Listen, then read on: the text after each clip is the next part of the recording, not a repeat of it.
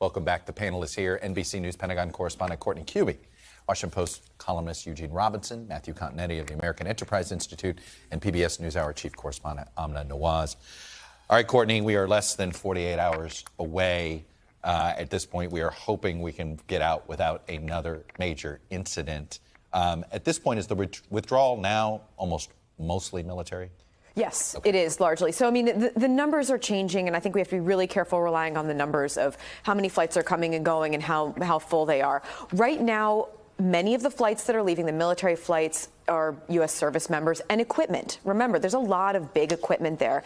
And while the military and the Pentagon have said they will prioritize lives in these last few days, the reality is they are taking some of that equipment out as they go. The Pentagon, though, is going to be increasingly reticent and hesitant to talk about troop numbers on the ground. And that is because of this enduring and very real and scary security threat against the airport right now. It has not diminished. And in fact, it even accelerated over the weekend. We heard President Biden talk about it on Saturday. The military, who I'm speaking with, are very worried about this threat. They're particularly concerned right now about the idea of a vehicle that is packed with explosives driving to the airport, or in a worst case scenario, driving on the airport. Another thing they're really worried about, there's some indications that there might be some sort of rockets, maybe some modified RPGs, and they're very worried that the ISIS will try to shoot down an airliner packed Almost with evacuees. Like the last plane out. Exactly. I want to play this Facebook video from a Marine Corps officer from Thursday. He wants some accountability for military leaders, and in many ways he may speak for a lot of Americans. Take a listen. I want to say this very strongly. I have been fighting for 17 years. I am willing to throw it all away to say to my senior leaders, I demand accountability. Amna, he was relieved of his duty for doing that. That's to be expected here. But he's not alone in looking for some accountability here. I think whether it's 20 years of accountability or the last 20 days. I think that's right. I mean, I know Courtney's been talking to her sources who are expressing similar sentiment.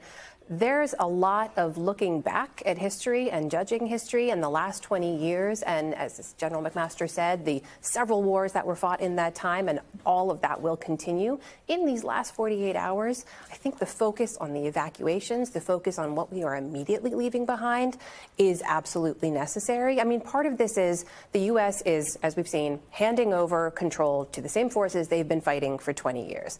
They have yet to form a government. People on the ground are terrified. The evacuation was chaotic. Tens of thousands of people feel they're being left behind and they don't have a path out. And that government, you know, this leap of faith that the U.S. government feels they're making by trusting the Taliban to make good on their word, the people on the ground are not making that same leap of faith. They do not trust them. They've seen nothing from the Taliban over the last 20 years that leads them to believe this government's going to be any different on the ground than it was 20 years ago. And so there's a lot of concern. There's people saying there's already schools being closed, girls being pulled out of school. There were vengeance killings as the Taliban made their way across the country. There's some money held up, right? The U.S. can say you don't have access to your central bank reserves. The IMF has withheld billions of dollars. The Taliban need to actually govern and not just hold territory this time. But those are some carrots. There's not a lot of sticks if they don't live up to those promises. You know, gentlemen, there's going to be, I've called it circular finger pointing is just beginning. Yeah. A little bit. White House to Pentagon, Pentagon to State. Sure. Pentagon a little bit to White House, back and forth. Where does the accountability fall? Who's in line? Well, it's on every one of those institutions, and Joe Biden is the president. So you know, when you're the president, and it happens on your watch, you're ultimately accountable.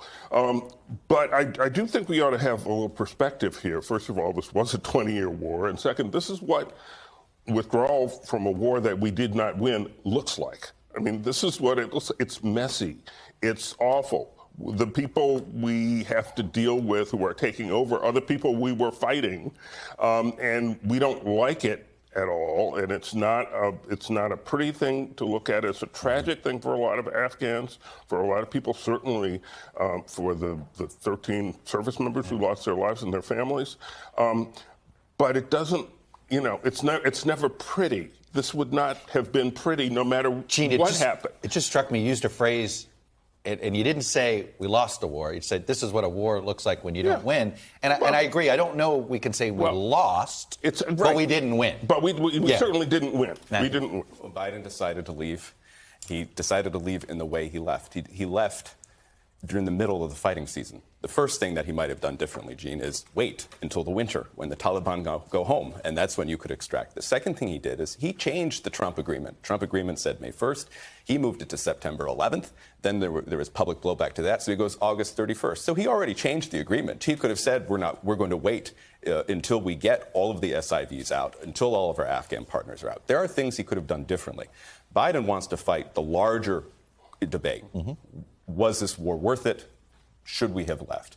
But I think the public right now is looking at his execution of the evacuation, and they're judging him harshly. It was a version of the execution, though. If you say, okay, we're going to wait till the winter, and by the way, now we're going to start taking out 50, 60, 70,000 SIVs, and we start flying them out of Bagram or flying them out of Kabul or whatever, that triggers, it seems to me, very likely, the same kind of collapse process that we saw. You had more troops there instead of the 600 in the airport. It might have gone a little bit more smoothly. But we had 2,500 troops there, 3,500. I will say, you're absolutely right that he inherited this deal from the Trump administration. It was a bad deal. He changed it and changed the dates. There's a lot of questions about troop levels. I don't think you could have seen the U.S. sending in more troops to have a different kind of evacuation experience, but there were absolutely groups, resettlement groups, refugee groups, veterans groups, flagging the administration very early this year saying we need to start this now for it not to be chaotic.